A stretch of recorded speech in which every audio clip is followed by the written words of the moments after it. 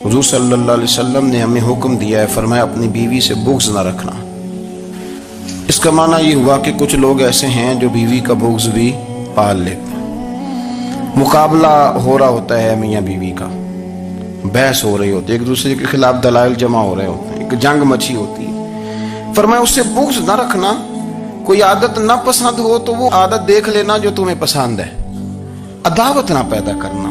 ہاں دین اظہار بیزاری کا حکم دیتا ہے، پر ان کے ساتھ جو رب رسول کے دشمن ہیں۔ میں اکثر کہتا ہوں کہ میاں بیوی کا جو رشتہ ہوتا ہے نا، اس کو اللہ پاک نے نا قرآن پاک میں اپنی نشانیوں میں سے ایک نشانی قرار دیا ہے۔ ان دونوں کی وجہ سے گھر چلنا ہے، بچوں کی پرورش ہونی ہے، نظام زندگی۔ آپ گھر سکون کے لیے جاتے ہیں، اطمینان کے لیے۔ آپ اپنے گھر کے اندر جیسے بھی ہوں، آپ کہتے ہیں یہاں مجھے کوئی پریشانی، یہ میرا اپنا بیڈ ہے، اپنا بستر ہے۔ لیکن اگر اسی رشتے میں جب آپ بیج بوئیں تو سب سے پہلے دولت کا بوئیں۔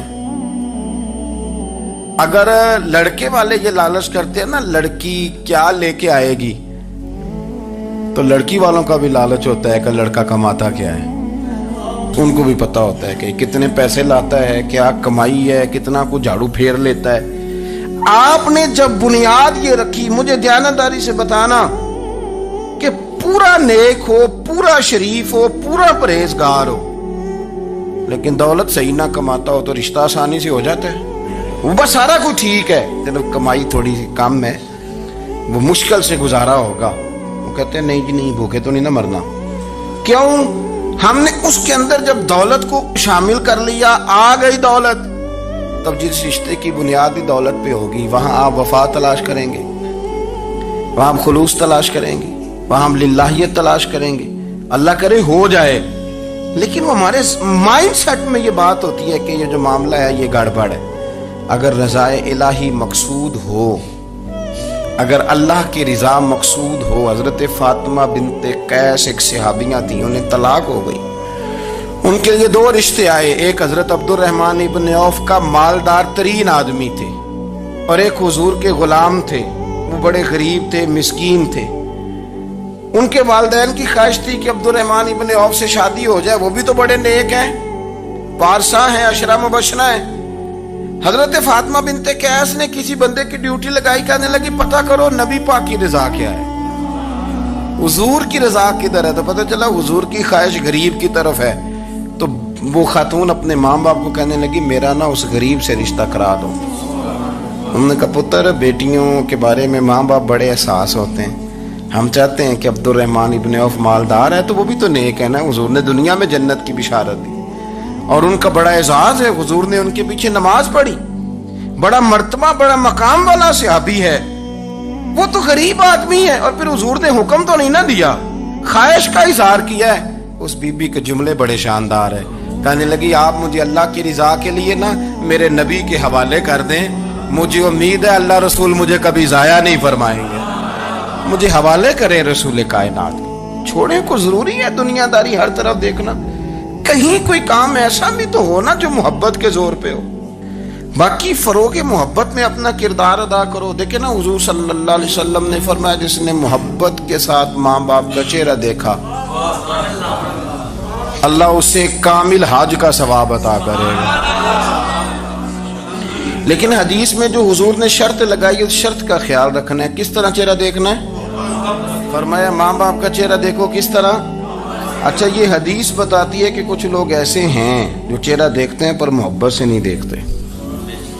ابا جی کی کچھ باتیں کڑوی بھی لگتی ہیں نا، تو کئی دفعہ کچھ بچے چہرہ دیکھتے ہیں پر محبت سے نہیں دیکھتے، تو حضور نے فرمایا تو محبت سے چہرہ دیکھ، تیرے رسول کا وعدہ ہے رب مقبول حج کا ثواب دے گا۔ صحابی عرض کرنے لگے یا رسول اللہ صلی اللہ علیہ وسلم اگر میں 2 دفعہ دیکھوں؟ تو حضور نے فرمایا 2 حج کا ثواب۔ اس نے کہا حضور میں دن میں 3 دفعہ دیکھوں؟ تو فرمایا 3 حج کا ثواب۔ اس نے چوتھی بار کی بات کی تو حضرت ابو ہریرہ فرماتے ہیں حضور نے فرمایا تو جو پوچھتا رہے گا اور میں بتاتا رہوں گا تو بات ختم نہ کریں۔ حضور حکم کریں، فرمایا تو 100 دفعہ دیکھ، اللہ 100 حج کا ثواب عطا کرے۔ بات کو ختم کرتے ہیں، تو جتنی دفعہ دیکھ اللہ تجھے اتنے حج کا، شرط یہ ہے کہ ذرا پیار سے دیکھ۔ ذرا मोहब्बत से देख। नफ्सियात का डॉक्टर बूढ़ों को नींद की दवाई क्यों देता है? वो इसलिए देता है कि उनके बच्चे उन्हें वक्त नहीं देते। बच्चे को बहलाया जा सकता है, बूढ़े को बहलाया नहीं जा सकता। इसलिए कि जो बूढ़ा होता है ना, उसके पीछे पूरी एक दास्तान जिंदगी होती है, तारीख होती है। वो कभी किसी चीज का मालिक रहा है, सरबराह रहा है।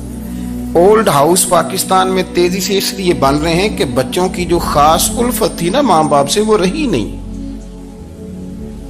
वरना अगर एक वालिद 6 बच्चों का ख्याल रख सकता था तो 6 बच्चे मिलके एक बाप को भी तो संभाल सकते थे ना, माँ का भी ख्याल कर सकते थे ना। मोहब्बत का फरोग जब हो, आप माँ बाप को टाइम दें, उनके पास बैठें, उनके साथ थोड़ा वक्त बिताएं, सारे मामला ठीक हो जाएंगे। हमारे मुआशरे में ना तेजी से नफरत का फरोग हुआ है, नफरत का फरोग। पता है इस्लाम ने गीबत से क्यों मना किया है? गीबत का माना ये नहीं है कि किसी बंदे में कोई ऐब नहीं पाया जाता था तो आपने वो बयान कर दिया, ये गीबत नहीं, ये तो बहतान है। किसी में कोई ऐब ना पाया जाए तो वो बयान करना वो गीबत नहीं, वो तो बहतान है। गीबत की तफसील ये है, तशरीह ये है, गीबत की तारीफ ये है कि किसी में कोई ऐब पाया जाता था, आपने वो उसकी गैर मौजूदगी में डिस्कस किया तो इसका नाम गीबत है। वो ऐब था, आप सच ही बोल रहे थे, आप ठीक कह रहे थे, ऐब वाकई था। पर इस्लाम इसको पसंद नहीं करता। इस्लाम कहता है कि अगर तू समझता था ये ऐब है तो जाके उसकी तबलीग कर, उसको बता, उसको कह मियां ये गलती छोड़ दे, तूने डिस्कस क्यों किया? आप किसी शख्स के पास बैठें और किसी दूसरे आदमी की तारीफ करें, आप कहें कि बड़ा अच्छा है, बड़ा बामुरव्वत है, मेहमान नवाज है, बाइखलाक है, वादे को वफा करने वाला है, दयानतदार है, सच बोलता है, आप तारीफें करें। आप किसी के सामने तारीफ करेंगे ना तो बंदा कहेगा यार किसी दिन मुलाकात तो करा, और जब वो मिलेगा तो उसकी आंखों के अंदर एक खास कशिश होगी, प्यार होगा, मिलने को जी चाहेगा, एक खास राहत होगी। ये कब होगा? जब आपने किसी की तारीफ कर दी। लेकिन अगर आप किसी की गीबत करेंगे, किसी के बारे में कहेंगे बड़ा गलत है जी, लूट लेता है जी, चोर है जी, फासिक है जी, तो बंदा अगर कभी मिल भी गया तो उससे सलाम लेने को दिल। हमने पता क्या किया है, तेजी के साथ फरोग पाया है हमारे यहाँ नफरत का माहौल, तेजी के साथ फरोग पाया हमने ना। तेजी से आप खोल लें, कोई यूट्यूब खोल लें, कोई ऐसा चैनल खोल लें, बस लड़ाई है, फलाना फलाने से लड़ रहा है, फलाना। मजहबी लोगों की मैं मिन्नत करता हूं कि खुदारा दीन को इस तरह का माहौल तो ना आप दें कि लोग कहें कि इनमें कोई शैत है ही नहीं, फलाना फलाने का जवाब दे रहा है, फलाना फलाने का, और बाजारी जुबान इस्तेमाल की जा रही है। और ठीक है, मुसलमान जो तय थे लोगों ने तो उनको भी छेड़ना शुरू कर दिया, और तज़हीक की जाती है, लफ्ज इस तरह के इख्तियार किए जाते हैं जो वैसे ही वज़ादार आदमी बोलना पसंद नहीं करते। क्या आप अपनी शक्ल दिखा रहे हैं कुफर को कि यहां नफरत ही नफरत है, और वो बातें जिनको बिल्कुल छेड़ना नहीं चाहिए था उन पर भी आप कलाम करते हैं। आपने कोई चीज नहीं छोड़ी, इस पर आपने बहस ना की हो, उलझाया ना हो, मेला लगा दिया, अल्लाह जाने कोई क्या बोल रहा है। दावत दीन कौन देगा? पैगामे हक कौन सुनाएगा? फलाना फलाने का जवाब दे रहा है, और फिर वो दूसरे का जवाब दे रहा है, तीसरा तीसरे पे तबसरा कर रहा है, चौथा पांचवें पे तबसरा कर रहा है। ये कब तक बात ऐसे चलेगी? यही हाल सियासी लोगों का है। मेरे मुल्क का जो नौजवान अब बड़ा हो रहा है ना, मैं बड़ी जिम्मेदारी से बता रहा हूं, वो जैसे ही बड़ा होता है तो वो समझता है मैं डाकुओं के मुल्क में पैदा हुआ हूं, वो समझता है ये शायद चोरों की धरती है, वो समझता है शायद यहां सब धोखेबाज हैं। हम इस तरह से निचोड़ के लोगों के दिलों में नफरत भरी है, निचोड़ के कि लोग समझने लगे हैं इस मुल्क में तो कोई बंदा दयानतदार है ही नहीं, कोई बंदा अच्छा है ही नहीं, कोई बंदा नेक है ही नहीं। मजाक उड़ाते एक साहब मेरे पास आए हुए थे, कहने लगे पीर साहब 11 साल हो गए पुलिस की नौकरी करता हूँ, 1 रुपया रिश्वत नहीं ली, وہ چلا گیا, میں نے اسے تھپکی دی تو وہ نکلا ہے, تو ایک بندہ کہنے لگا سب انہیں جو ہوتے نہیں نہ سکتا. میں نے کہا یار تو منشی ہے اللہ کی رحمت کا, یہ میرے رسول اللہ کا دین ہے اور قیامت تک لوگ اس پر عمل کریں گے. اس نے 11 سال کا ہے, وہ 40 سال بھی کہتا تو میں ماننے کو تیار ہوں. کیوں کچھی باتیں کرتے ہیں؟ آپ نے تو تباہی کر دی, کوئی بندہ ٹھیک نہیں بچا.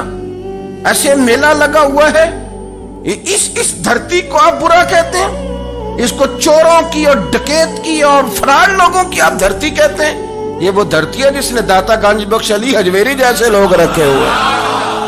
یہ وہ دھرتی ہے جہاں بابا فرید جیسے لوگ بستے ہیں. کیا بات کرتے ہیں صاحب, یہ اتنے بزرگ ترین لوگ یہاں بستے ہیں اور آپ کیا بات کرتے ہیں. اور دیکھیں میں بالکل ہی غیر سیاسی اور غیر جانبدار رہتا ہوں ملکی معاملات میں, لیکن جس شخص نے پاکستان کو ایٹمی قوت بنانے کے لیے, اب تو بڑی عمارت ہو گئی ہے, غربت میں جس بندے نے کام شروع کیا تھا کہ ایٹمی طاقت بن جائے, اس نے کوئی کام کیا کہ نہیں کیا؟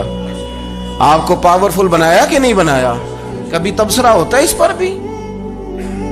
ہمیں لاکھ اختلاف صحیح, ہم بھی بات کرتے ہیں مخالفت میں, لیکن تباہی نہیں اتار دی ہم نے, توہین کر کر کے, نفرت پھیلا پھیلا کے.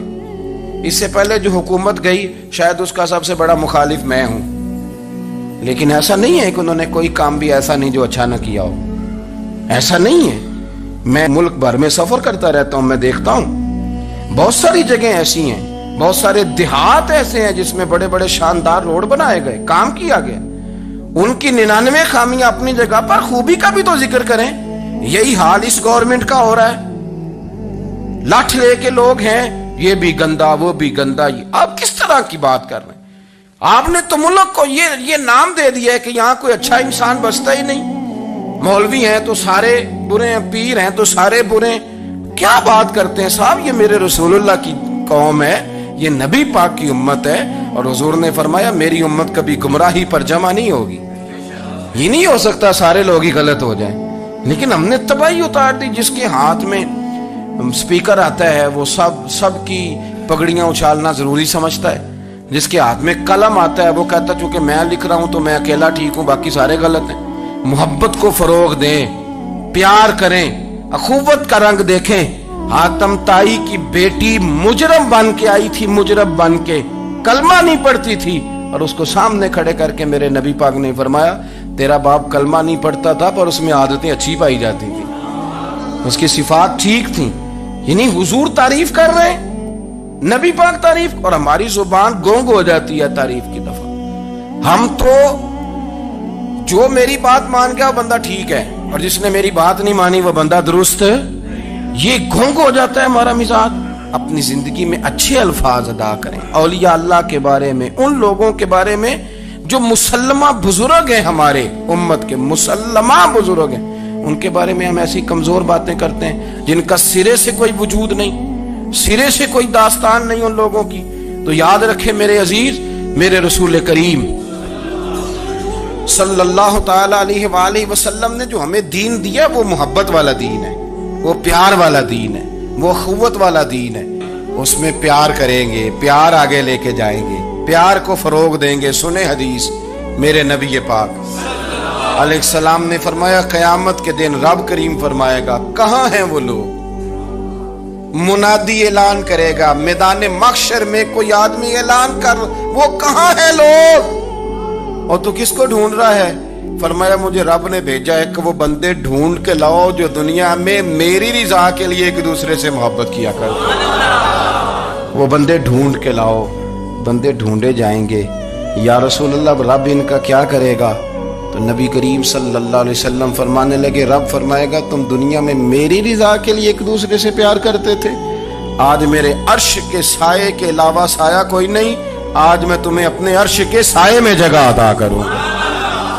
میری رضا کے لیے پیار کیا تم نے, میری رضا کے لیے محبت. خدا رہا تھوڑا تھوڑا لوگوں سے پیار شروع کریں.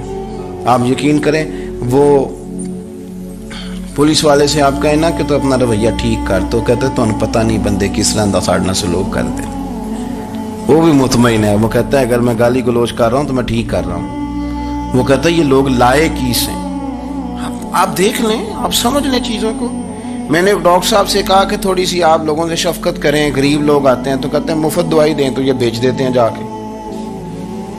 ہر شخص نے ایک دوسرے کے خلاف کہانی بنا لی، نفرت کے لیے کوئی نہ کوئی پلان کر لیا، ہمیں باتیں مل گئیں، ہم نے داستان سرائی کر لی، ہم نے اپنے ذہن کو اکٹھا کر لیا۔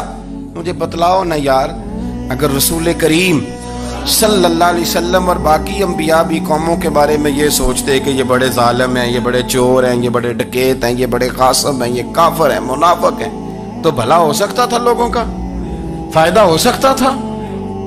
وہ لوگ بڑے بڑے سخت گیر تھے، پر محبوب نے فرمایا وہ جو کریں گے وہ ان کا انداز ہے، اور ہم جو کریں گے وہ ہمارے رب نے ہمارے ذمے لگا کے بھیجا ہے۔ اپنی زندگی میں تلاش کریں اور پیار کریں اور اچھے لفظوں سے لوگوں کو یاد کریں اور خوبصورت لہجہ اختیار کریں اور ٹھنڈی اور اچھی باتیں کرنے کی کوشش کریں، اللہ کی رضا کے لیے، اللہ کی رضا کے لیے، اللہ کے بندوں سے پیار۔ یارو دیکھو، عورت ہو طوائف، زندگی ساری بیت جائے گناہوں میں، لیکن میرے نبی پاک فرماتے ہیں وہ رب کی رضا کے لیے کتے سے بھی پیار کر لے تو رب اسے جنت عطا کر دیتا ہے۔ تو کتے کو پانی پلا گئی، پر پلا گئی نا اللہ کی رضا کے لیے، اسے کوئی فائدہ تو نہیں تھا نا، اللہ کی رضا کے لیے پلا گئی، تو رب کریم نے اس کے سارے گناہوں کو، کسی سے پیار تو کریں، خدا را کسی سے پیار تو کریں۔ اس سال میرے گاؤں کے میلے کی بھیڑ میں جو گم ہوا وہ ایک بھکارن کا لال تھا، اس غریب کو تلاش تھی متاع خلوص کی، اور مخلوق چپ رہی کہ یہ مشکل سوال تھا۔ یار کوئی شخص ایسا بچا ہی نہیں جس سے لوگ امید کریں، توقع کریں کہ مجھے یہ اپنا کندھا دے گا، میں سر رکھ کے رو لوں گا۔ کوئی ایک ایسا شخص ملا ہی نہیں جس کے بارے میں لوگ کہیں کہ بڑا مخلص ہے۔ یار اتنی بڑی میرے محبوب کی امت، ہر حکومت غلط، ہر شخص غلط، ہر بندہ برا، ہر جماعت بری، اللہ کی رضا کے لیے کچھ لوگوں کے لیے فروغ محبت کا بھی فریضہ سر انجام دے۔ کیسے لوگوں کو یہ بات سمجھائی جائے؟ حضرت ابو ادریس خولانی رضی اللہ تعالیٰ عنہ تابعی ہیں، حافظ منذری نے الترغیب و ترہیب میں لکھا ہے، فرماتے ہیں کہ حضرت ابو ادریس خولانی کہ میں دمشق کی جامع مسجد میں گیا تو میں نے ایک چمکدار چہرے والا، سیاہ داڑھی والا، چمکتے دانتوں والا خوبصورت نوجوان نبی پاک کی حدیثیں بیان کرتا دیکھا۔ اس کے چاروں جانب حضور کے غلام بیٹھے تھے۔ میں نے ایک شخص سے کہا یار بڑا حسین چہرہ ہے، بڑا ہی خوبصورت انداز ہے، کون ہے بندہ؟ انہوں نے کہا آپ نہیں جانتے، یہ صحابی رسول حضرت معاذ ابن جبل ہے رضی اللہ تعالی عنہ۔ حضرت معاذ ابن جبل کا انتقال بھی کوئی 40 سال کی عمر سے پہلے ہو گیا تھا، لیکن ان پر حضور کا اعتماد اتنا تھا کہ حضور نے اپنی حیات ظاہرہ میں گورنر بنایا انہیں۔ سو چمکدار دانت، حدیثیں بیان کر رہے ہیں۔ حضرت ابو ادریس خولانی رضی اللہ تعالیٰ عنہ کہتے ہیں رش بڑا تھا، میرے دل میں خواہش ہوئی کہ آج تو لوگ زیادہ ہیں، کل آؤں گا، ملاقات کروں گا۔ کہتے ہیں اگلے دن میں اپنی طرف سے سب سے پہلے گیا، پر حضرت معاذ ابن جبل تو مجھ سے پہلے مسجد میں موجود تھے اور وہ نفل پڑھ رہے تھے، اللہ اللہ کر رہے تھے۔ تو میں نے ان کے ساتھ سلام لی، فرمانے لگے کیسے آئے ہو؟ تو میں نے کہا حضور کل آپ کو دیکھا ہے، آپ کی باتیں سنی ہیں، تو گویا آپ کا تو چہرہ ساری رات میری آنکھوں کے سامنے رہا، تو میں تو سویرے زیارت کی غرض سے حاضر ہوا ہوں۔ اللہ کی رضا کے لیے مجھے آپ اچھے لگے، اللہ کی رضا کے لیے۔ کوئی بندہ ایسا بھی تو ہو نا، کوئی غریب، کوئی مسکین، کوئی عالم، کوئی صوفی، کوئی درویش، کوئی ذاتی تعلق نہ ہو، تعلق کیا ہو؟ اللہ کے لیے۔ آپ مجھے اچھے لگے۔ حضرت سیدنا معاذ ابن جبل فرمانے لگے واقعی ایسا ہی ہے؟ عرض کی حضور بالکل ایسا ہی ہے۔ تو فرماتے میں نے چادر لی ہوئی تھی، حضرت معاذ ابن جبل نے میری چادر کو پکڑ کے کھینچا، فرمایا پکی بات کر یار۔ میں نے کہا حضور پکی کر رہا ہوں۔ تو فرمانے لگے سن پھر میں نے نبی کریم سے سنا ہے، رسول کریم علیہ السلام نے فرمایا جو دو بندے رب کی رضا کے لیے پیار کرتے آپس میں، اللہ ان دونوں سے محبت فرماتا ہے۔ سن پھر اس کو یاد رکھنا، اللہ ان دونوں سے محبت کرتا ہے۔ حضرت ابو ادریس خولانی سے کوئی پوچھتا تھا نا کہ دنیا میں جانا ہے تو سرمایہ کیا ہے، تو فرماتے تھے یہ جو میں نے چادر لی ہوئی ہے نا، इस चादर के अंदर मेरा वजूद है और वजूद के अंदर मेरा दिल है और दिल के अंदर मैंने हज़रत मुआज़ इब्न जबल को रखा हुआ है। मैंने वहां उनका ठिकाना बनाया हुआ है, वहां उनका ठिकाना है। ये दौर नुक्ताची है, कहीं चुप के बैठ जा, और जिस दिल में तू मकी है वहीं छुप के बैठ जा। इकबाल कहते हैं जिस दिल में तू मकी है वहीं छुप के बैठ जा। दोस्तों, रसूलुल्लाह सल्लल्लाहु अलैहि वसल्लम के गुलामों ने मालिक की रिजा के लिए लोगों से प्यार, फरोगे मोहब्बत में किरदार अदा किया, और बेहतरीन किरदार। आप अपनी जिंदगी में कुछ चीजें ऐसी बनाएं जिनमें फकत अल्लाह की रिजा के लिए मोहब्बत, खालिक की रिजा के लिए प्यार, खालिक की रिजा। हमारे पास बड़े सारे लोग आते हैं, बड़े सारे लोग आते हैं, और हम इस काबिल भी नहीं जितने लोग आ जाते हैं। मैं सही कह रहा हूँ, बिल्कुल कोई हैसियत नहीं, 1% भी। जब पलट के देखते हैं तो शर्म आती है कि यार इतनी दूर से बंदा चल के आ गया, इसको कैसे समझाएं, किस तरह करके। तो एक आध दिन पहले एक बुजुर्ग आ गए, और वो अच्छे साफ सुथरा उनका मिजाज था, बड़े शानदार। तो मैं ज़ियारत के लिए हूँ, तो मैंने कहा ज़ियारत शयारत वाला तो खाता कोई नहीं, चलो आप आ गए हैं तो कोई हुक्म करें। तो कहने लगे कोई हुक्म नहीं, मैं अल्लाह की रिजा के लिए आया हूँ। ये कोई तकरीर नहीं थी, खुतबा नहीं था, ना उनके सामने स्पीकर था, ना वो शोर कर रहे थे, ना वो नारे लगवा रहे थे, ना वो हाथों पे हाथ मार रहे थे। और उस बंदे ने कहा अल्लाह की रिजा के लिए आया, तो वो भी रो पड़े तो मैं भी रो पड़ा, खत्म हो गई बात। आप बात को समझें, ये इतना तगड़ा रिश्ता है ना यार। किसी रिश्ते के बीच बरादरी होती है, किसी रिश्ते के बीच खानदान होता है, किसी रिश्ते के बीच कबीला होता है, किसी रिश्ते के बीच रंग नस्ल होती। वो कितना तगड़ा रिश्ता है कि दो बंदों का रिश्ता हो, एक बीच में खुदा हो, दूसरे मोहम्मद मुस्तफा हो। आप कितना उसे मजबूत रिश्ता समझेंगे जिसके बीच अल्लाह रसूल हो।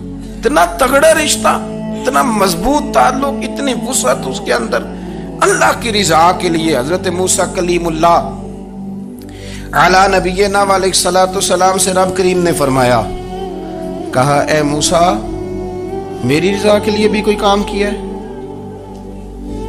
मूसा अलैहिस्सलाम ने अर्ज की, या अल्लाह मैंने तबलीग की। तो फरमाया वो तो आपकी जिम्मेदारी थी। इमाम गजाली ने रवायत लिखी है, ए अल्लाह मैंने आपके तमाम अहकामात पे अमल किया, मूसा वो तो आपने कमाल किया, अल्लाह के पैगंबर हैं। तो मेरी रिजा के लिए, तो या अल्लाह तेरी रिजा के लिए क्या है?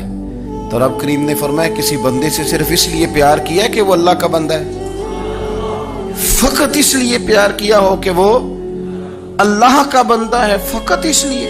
मेरे अजीज, आप बात को समझें, जिंदगी में फरोगे मोहब्बत पर कुछ काम करें, कुछ थोड़ा सा कोशिश करें गर्द झाड़ने की, कुछ गर्द झाड़ने की। हमने ना एक स्टेटस बना लिया है। अब तो मुसलमान पहले फिरकों में बटे, कबीलों में बटे, अब शहरों में बट गए। आप कभी गुजरांवाला के लोगों से पूछो ना गुजरात, तो कहते हो गुजरात वाले तो अल्लाह बचाए, कहते हैं कि नहीं? गुजरात के लोगों से पूछे गुजरांवाला, तो कहते होते खांदे ही बड़ा ने, किसकी बात कर रहे हैं? तो गुजरांवाला वालों से पूछे लाहौर वाले, कहते तौबा लाहौरिया जे। सही कौन है? कोई भी नहीं। क्यों? इसलिए कि हमने हर शहर के लिए कहावत बना ली है। मैं सही कह रहा हूं, हर कबीले के लिए कोई ना कोई। ये हमने जुल्म किया अपनी जान, ये हमने ज्यादती की, कहानियां बन गई, कहावतें बन गई, शहरों के लिए, इलाकों के लिए, कबीलों के लिए। मकसूद क्या था? किसी तरीके से नफरत परवान चढ़े।